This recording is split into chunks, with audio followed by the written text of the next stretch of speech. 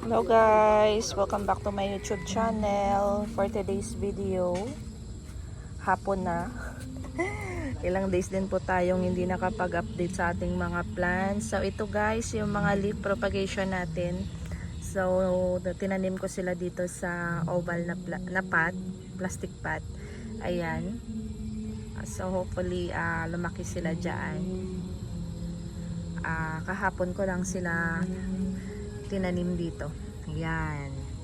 Yan yung update natin ngayong gabi. Gabi na ba guys? Hapon. Ayan. So, ayan, maingay yung baka. Yung baka sa likod ng bahay. Ayan. So, ito guys, yung plants natin na kinat ko. Hindi ko pa naitanim. So, tingnan natin kung meron ng roots. Ayan. So, marami na siyang roots. New roots guys. Yan. So, itatanim natin to pag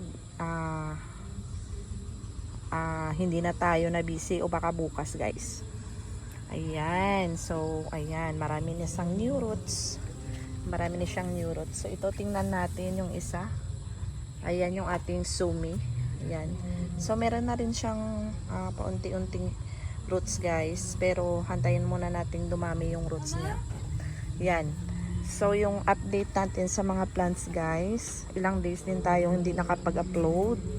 Ayan, so ganun pa rin naman sila guys. Buhay pa naman. Ayan. So, ito bala kong i-uproot dahil meron akong nakikitang mga millibug sa kanyang stem sa baba. Ayun, yung mga white na ayan, na maliliit dyan sa kanyang stem. So, kaya siguro guys, maliit yung tubo na kanyang leaves. Dahil siguro sa merong millibugs diyan sa kanyang stem, kaya yung mga nutrients instead na pupunta sa kanyang mga dahon ay lumiliit, no, dahil kinakain ng millibugs. Ayan, so yung ating mga hanging plants guys, nilipat ko dito. Ayan, para hindi sila ma-overwatered kasi ilang days na rin guys na laging umuulan dito, kaya hindi ako nakakapag-update sa inyo. Yan yung ating beltana. Yan, ang ganda-ganda ng ating peach snow. Ayan, peach snow ba to guys? O Murasaki. Ayan. Kasi magkamukha si peach snow at saka si Murasaki, kaya nalilito ako sa kanila. Ayan yung ating Baiennice na napakaganda.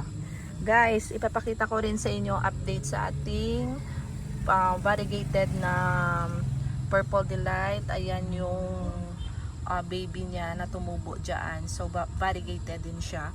Andun yung isa, yung sa dahon. Yan. So, sana lumaki siya guys. Ayan. So, yung isa, ayan, 2 head siya guys. Yung isang head niya ay non-bar. Yung isa ay variegated. Ayan guys. So, update lang tayo.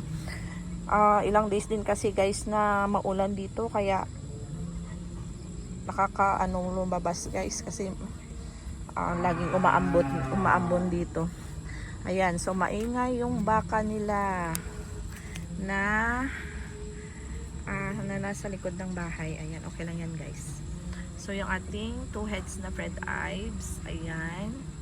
So update din tayo sa ating variegated Fred Ives. Ayan, buhay na siya guys. Ayan. So, ito more than 10 days siya sa transit, kaya ayan, nalagasan ng leaves. Pero ayan guys, unti-unting nakaka-recover yung ating variegated Fred Ives. Ayan guys, yung update sa mga plants natin. Ayan, so pasensya na po kayo sa mga background natin. Ayan. Kaya pagka bukas, pag maganda yung panahon, ay update ulit tayo sa kanila. Ayan guys, yung mga plants natin na mga nagmamaganda dito sa gilid ng bahay. Ito yung ating madiba guys. Diba? Pinutol ko rin ito dahil nagrat yung kanyang stem. So wala pa siyang roots. Wala pa siyang roots guys.